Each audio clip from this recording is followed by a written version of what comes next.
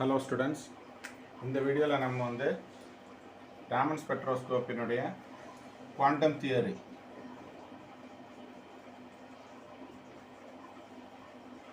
of Raman Spectroscopy நம்ம பார்க்க போகிறோம். நம்ம வந்து கிளாசிக்கல் தியரியில் பார்த்தோம்னா ஸ்டோக்ஸ் லைன்ஸுக்கும் ஆன்டி ஸ்டோக் லைன்ஸுக்கும் ஈக்குவல் இன்டென்சிட்டி வர மாதிரி இருந்தது. The equation gave equal intensity for both Stokes and anti-Stokes lines. ஆனால் experimentally when you do in the Raman spectroscopy நீங்கள் பார்த்தீங்கன்னா particularly vibrational Raman spectroscopy வந்து pure vibrational Raman spectroscopy இருக்குது. அதில் நீங்கள் Raman spectroscopy வந்து vibrational Raman spectroscopy வந்து பார்த்தீங்கன்னா அதில் வந்து Stokes lines வந்து high intensity இருக்கும் than anti-Stokes lines. So அதை வந்து நம்ம வந்து classical theory-னால explain பண்ண முடியாது. So we have to depend on quantum theory because light is in the form of quantas. So when a photon hits a matter ஒரு m அப்படிங்கிற matter m1 ஸ்டேட்டில் இருக்குனாக்கா அதில் வந்து ஒரு ஃபோட்டான் அதனுடைய ஃப்ரீக்வன்சி வந்து நியூ அப்படின்னாக்கா அதனுடைய எனர்ஜி வந்து h new it goes to m2 ஸ்டேட்டுக்கு போகிறது. மாஸ் m1 அது வந்து m2 ஸ்டேட்டுக்கு போகிறது. ஸோ அதனுடைய frequency of the light is mu. So h nu அந்த நியூங்கிறது வந்து ஃப்ரீக்வன்சி. ஸோ மேட்ரு வந்து அப்படியே தான் இருக்குது. அதனுடைய ஒரு ஸ்டேட்லேருந்து இன்னொரு ஸ்டேட்டுக்கு போகிறது. எலக்ட்ரானிக்கல் ஒரு ரொட்டேஷனல் ஒரு வைப்ரேஷனல் ஸ்டேட்டு இந்த மாதிரி ஒரு ஸ்டேட்லேருந்து இன்னொரு ஸ்டேட்டுக்கு போகிறது. ஸோ அதனால் நம்ம வந்து கன்சர்வேஷன் ஆஃப் மாஸ் அங்கே வந்துடுறது. ஆனால் conservation of energy according to law of conservation of energy இது வந்து ஈவன் ஸ்டேட்டில் இருந்ததுனாக்கா அதில் வந்து h நியூ வரும்போது இது வந்து E2 ஸ்டேட்டுக்கு போகிறது. ஸோ E2 மைனஸ் E1 இதை நம்ம அந்த பக்கம் கொண்டு போனாக்கா E2 minus E1 is equal to h new. That is the Planck's constant multiplied by nu, that is the frequency of the light. So delta E is equal to h nu. இதுதான் நம்ம வந்து யூஷுவலாக ஸ்பெக்ட்ரோஸ்கோப்பியில் use பண்ணக்கூடிய equation. But Raman ஸ்பெக்ட்ரோஸ்கோப்பியை பொறுத்த வரைக்கும் இது என்ன ஆகுது, மேட்ரு வந்து இன்ட்ராக்ட் பண்ணுறது h1 m1 plus h nu1. அதாவது ஒரு ஃப்ரீக்வன்சியில் இல்லாட்டினா ஒரு பர்டிகுலர் வேவ் லெங்த்தில் மேட்டரில் இன்ட்ராக்ட் பண்ணும்போது அந்த மேட்ரு வந்து என்ன ஆகுதுனாக்கா அது வந்து m2 ஸ்டேட்டுக்கு போகிறது ப்ளஸ் h nu2 இன்னொரு ஃப்ரீக்வன்சியில் இருக்கிற லைட்டை ஸ்கேட்டரிங்னால அது வந்து வெளியில் விடுறது. ஸோ இதில் நம்ம வந்து மேட்ரு இஸ் சேம், இந்த mass is same. So law of conservation of mass அங்கே வந்து அப்ளிகபிள் ஆகிடுறது. ஆனால் எனர்ஜி கன்சர்வேஷனில் பார்க்கும்போது இது E1ல் இருந்ததுனாக்கா E1 h nu1 gives E2 plus h nu2. So நம்ம வந்து E2 மைனஸ் E1 பண்ணோம்னாக்கா E2 minus E1 is equal to இது அந்த பக்கம் கொண்டு வரோம் h into nu1 minus h nu2. இது இந்த பக்கம் எடுத்துகிட்டு வரோம், இது இந்த பக்கம் கொண்டு போகிறோம். So delta E is equal to h காமனாக எடுத்துக்கலாம் nu1 மைனஸ் nu2. ஸோ இது வந்து எக்ஸைட்டேஷன் ரேடியேஷன், அதாவது எந்த ரேடியேஷனால நம்ம வந்து இன்சிடென்ட் ரேடியேஷன் சொல்கிறோம்ல அதுதான் எக்ஸைட்டேஷன் ரேடியேஷனுடைய ஃப்ரீக்வன்சி. இது வந்து ஸ்கேட்டர்ட் ரேடியேஷனுடைய ஃப்ரீக்வன்சி.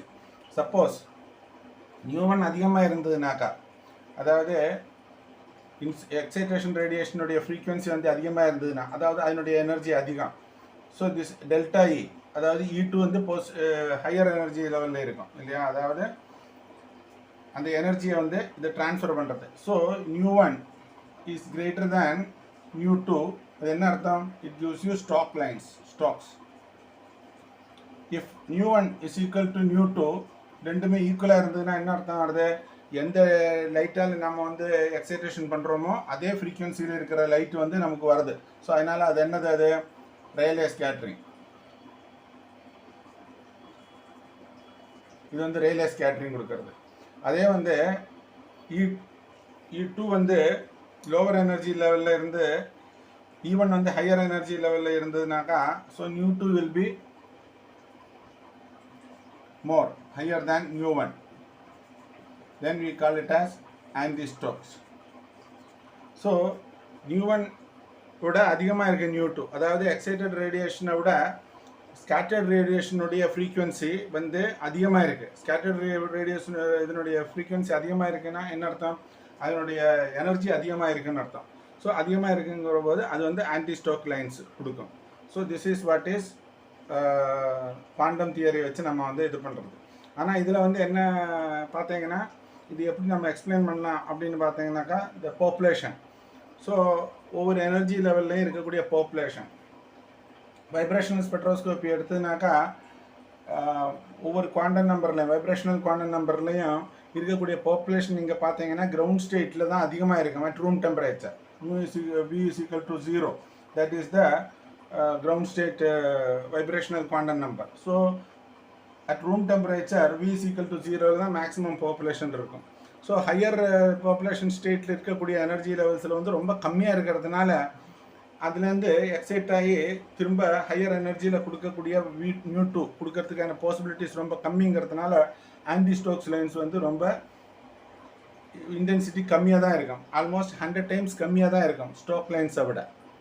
திரும்ப சொல்கிறேன், ஆன்டி ஸ்டோக்ஸ் லைன்ஸினுடைய இன்டென்சிட்டி வந்து ஸ்டோக் லைன்ஸினுடைய இன்டென்சிட்டியோட 100 டைம்ஸ் கம்மியாக இருக்கும் வைப்ரேஷனல் ராமன் ஸ்பெக்ட்ரோஸ்கோப்பியில். அதுக்கான காரணம் என்ன கேட்டால், most of the molecules will be at the lowest vibrational quantum number, that is V is equal to 0ல இருக்கும்.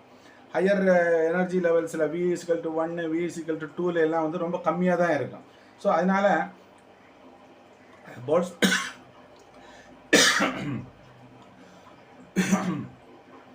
இந்த போல்ட்ஸ்மேன் டிஸ்ட்ரிபியூஷன் வழி தான் நம்ம வந்து we can calculate the population. நம்ம ரொட்டேஷனல் ஸ்பெக்ட்ரோஸ்கோப்பியில் பார்த்தோம்.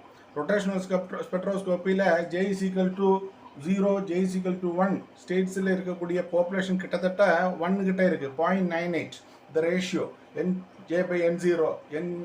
Jங்கிறது 1/0. பாப்புலேஷன் இந்த J is equal to 1 லெவல்லையும் J is equal to 0 லெவல்லையும் இருக்கிறத பார்த்தா கிட்டத்தட்ட 0.98 வந்தது அந்த ரேஷியோ. 0.98னா என்ன அர்த்தம்? கிட்டத்தட்ட 100 மாலிக்யூல்ஸ் கீழே 0ல இருந்தானாக்கா கிட்டத்தட்ட 98 மாலிக்யூல்ஸ் வந்து J is equal to 1ல இருக்குது. J is equal to 2லையும் J is equal to 3லையும் J is equal to 4லையும் அந்த ரேஞ்சில் கிட்டத்தட்ட ஒரு 90, 70, 80% ஒரு பாப்புலேஷன் அதுலேயே இருக்கும் ரொட்டேஷனல் லெவல்ஸில். அதனால ரொட்டேஷனல் ராமன் ஸ்பெக்ட்ரோஸ்கோப்பியில் பார்த்தீங்கன்னா நீங்கள் இந்த ஆன்டி ஸ்டோக்ஸும் கிட்டத்தட்ட சேம் இன்டென்சிட்டிலேயே உங்களுக்கு கிடைக்கும். ஆனால் வைப்ரேஷனல் ஸ்பெக்ட்ரோஸ்கோப்பி ராமன் ஸ்பெக்ட்ரோஸ்கோப்பியில் வந்து உங்களுக்கு வந்து ஆன்டி ஸ்டோக்ஸினுடைய லைன்ஸ் வந்து கிட்டத்தட்ட 1/100th கம்மியாக இருக்கும் இன்டென்சிட்டி. ஸோ இந்த லாஸ்ட் லெக்சரில் நம்ம பார்த்தோம், new induced dipole moment is equal to alpha 0 E0 sin 2 pi nu t.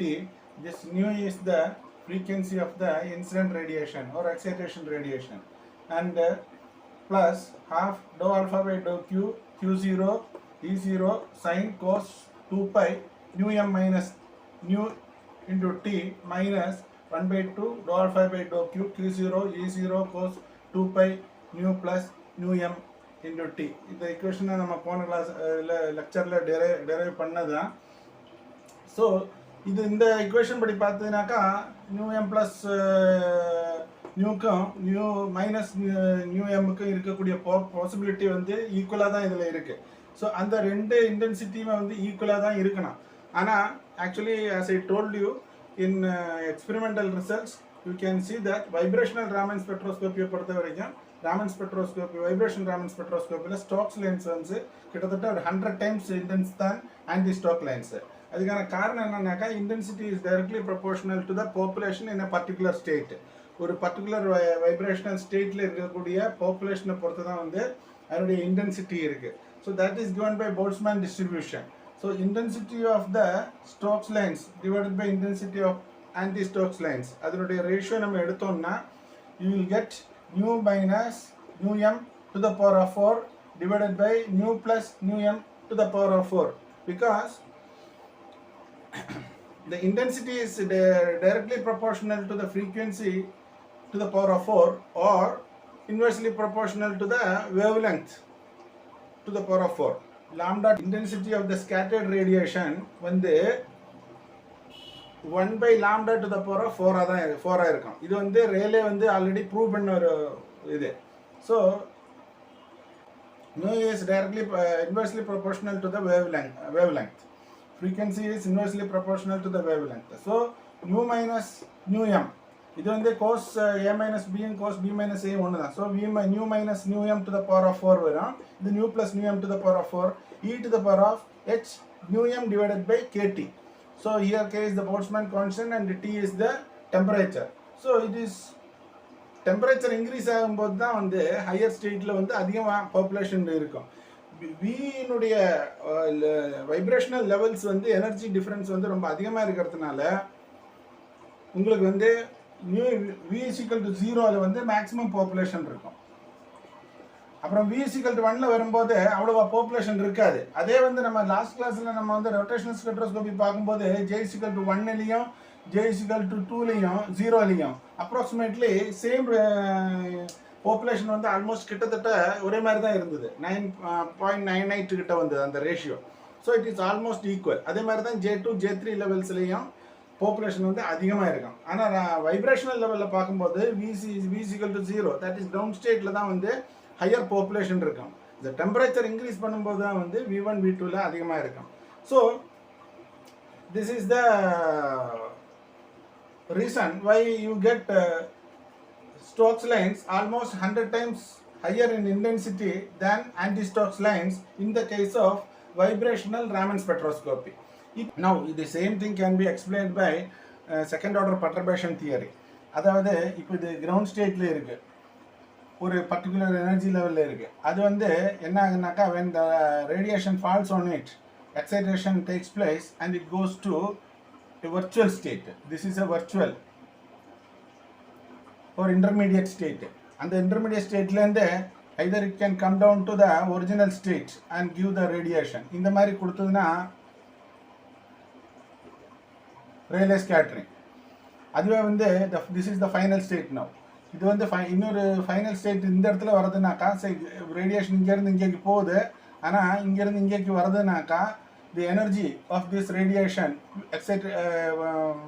scattered radiation, will be less than the energy of the excited radiation. This is called incident radiation or excited radiation. The excited radiation விட இந்த ரேடியேஷனுடைய energy வந்து கம்மியாக இருக்கும். So you get Stokes lines. அதுவே வந்து இங்கேருந்து போகிறது, இங்கேருந்து போயிட்டு திரும்ப இந்த இடத்துக்கு வருதுன்னாக்கா இந்த transition will be the energy will be more. That is, it will give you nu2. This is nu2, this is nu1. Similarly, this is nu1, this is nu2. Similarly, this is nu1, this is nu2. So இதை நீங்கள் பார்த்தீங்கன்னா initial ஸ்டேட்லேருந்து போயிட்டு virtual ஸ்டேட்டுக்கு போய் திரும்ப final ஸ்டேட்டுக்கு வருது. இந்த இடத்துல nu1 is equal to nu2. So இந்த மாதிரி இருக்கிற டிரான்சிஷனில் வந்து Rayleigh scattering, இது வந்து this will give you, the second one will give you Stokes and this will give you anti-Stokes lines. இதனுடைய transition probability அப்போ நம்ம வந்து ஸ்பெக்ட்ரோஸ்கோபி டேர்ம்ஸில் இதை நம்ம பார்த்தோம்னா அந்த transition probability பார்த்தோம்னா ஸ்பெக்ட்ரோஸ்கோப்பியில் பார்த்தோம்னா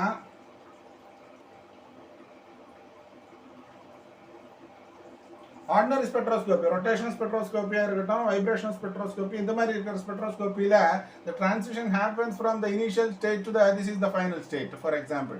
So this is the final state, this is the initial state. Okay, so initial state and the final state kind of transition probability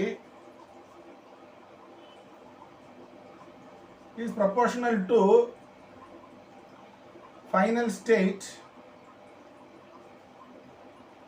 dipole moment operator initial state இதனுடைய மாடுலஸ்னுடைய ஸ்கொயராக இருக்கும்.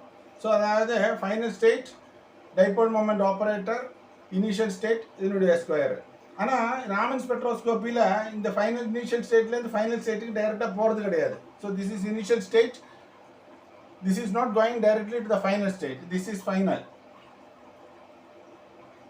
So இந்த initial ஸ்டேட்லேருந்து final ஸ்டேட்டுக்கு டைரெக்டாக போகாமல் virtual ஸ்டேட்டுக்கு போய் திரும்ப வரதுனால ராமன் ஸ்பெக்ட்ரோஸ்கோப்பியை நம்ம பொறுத்த வரைக்கும் நம்ம என்ன பண்ணணும்னா ஃபர்ஸ்ட் இந்த ஸ்டேட்டுக்கு, அதாவது இனிஷியல் ஸ்டேட்லேருந்து ஃபைனல் வர்ச்சுவல் ஸ்டேட்டுக்கு.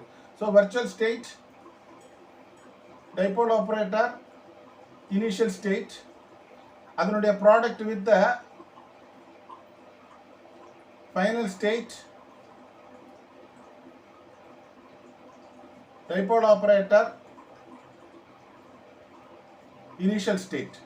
இதனுடைய ஸ்கொயரா இருக்கும், மாடுலஸ்னுடைய ஸ்கொயர். அதாவது இது வந்து virtual stateல இருந்து ஃபைனல் ஸ்டேட்டுக்கு வருது, virtual state to final state க்கு வருது. So the probability will be equal or proportional to the square of the product of the two probabilities. First probability is from initial state to the virtual state, and second probability is from virtual state to the final state. இந்த ரெண்டு probability, so initial state இதா கூட இருக்கலாம், இதுல நீங்க போயிட்டு final state கூட வரலாம். So அந்த மாதிரி கூட வரும்போது அந்த probability னுடைய product னுடைய ஸ்கொயரா இருக்கும். ஸோ இதனுடைய செலெக்ஷன் ரூல்ஸும் கொஞ்சம் வித்தியாசமாக இருக்கும். இப்போ இன்னொன்று வந்து பார்த்தீங்கன்னா, ஒரு ரொட்டேஷன் பண்ணும்போது, ரொட்டேஷனல் ஸ்பெக்ட்ரோஸ்கோப்பியில் ஒரு ரொட்டேஷன் பண்ணும்போது ராமன் ஸ்பெக்ட்ரோஸ்கோப்பியை பொறுத்த வரைக்கும் இந்த நம்ம போன கிளாஸில் போலரைசபிலிட்டி எலிப்சாய்டு அப்படின்னு ஒன்று பார்த்தோம் இல்லையா? அந்த எலிப்சாய்டினுடைய ஷேப் வந்து 2 தடவை ரொட்டேட் ஆகும் ஒரு ஃபுல் ரொட்டேஷன் வரும்போது. ஸோ அதனால இந்த ராமன் ஸ்பெக்ட்ரோஸ்கோப்பியை பொறுத்த வரைக்கும் ரொட்டேஷனல் ஸ்பெக்ட்ரோஸ்கோப்பியில்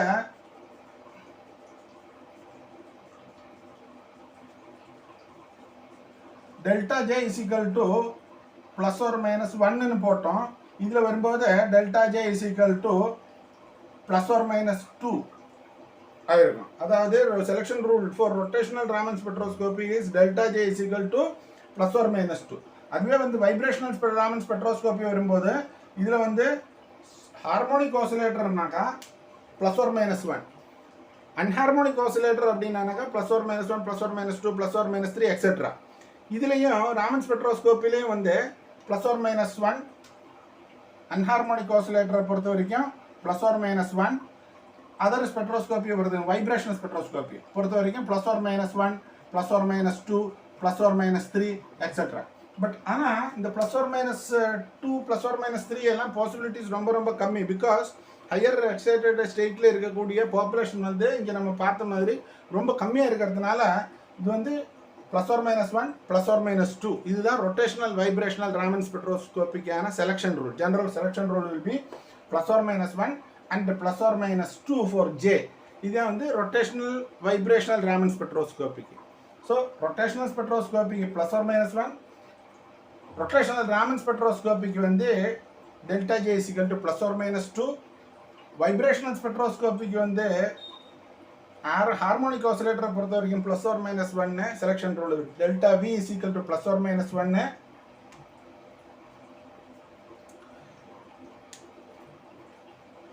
அன்ஹார்மோனிக் ஆசிலேட்டரை பொறுத்த வரைக்கும் delta V is equal to plus or minus 1, plus or minus 2, plus or minus 3 etcetera. But because of the higher population in the plus 0 level, V is equal to 0 level ரொம்ப அதிகமாக இருக்கிறதுனால, higher stateல அதிகமாக இருக்காததுனால we will take only plus or minus 1. Because anharmonic ஆசிலேட்டருக்கும் harmonic ஆசிலேட்டருக்கும் வந்து கிட்டத்தட்ட V is equal to 0 level வந்து ஒரே மாதிரி தான் இருக்கும். ஸோ அதனால வந்து V is equal to 1, V is equal to 2 மேலே போகும்போது தான் வந்து அன்ஹார்மோனிசிட்டி வரும். கீழே இருக்கும்போது V is equal to 0 லெவலில் வந்து it is as good as an harmonic position. So you can take it Raman spectroscopy la rotational Raman spectroscopy delta J is equal to plus or minus 2, vibrational Raman spectroscopy on the plus or minus 1 because other states are not populated. Rotational vibrational Raman spectroscopy in a selection rule plus or minus 1 and plus or minus 2. With this we will conclude this session. We will continue the next session for rotational, pure vibrational and rotational vibrational Raman spectroscopy. Thank you.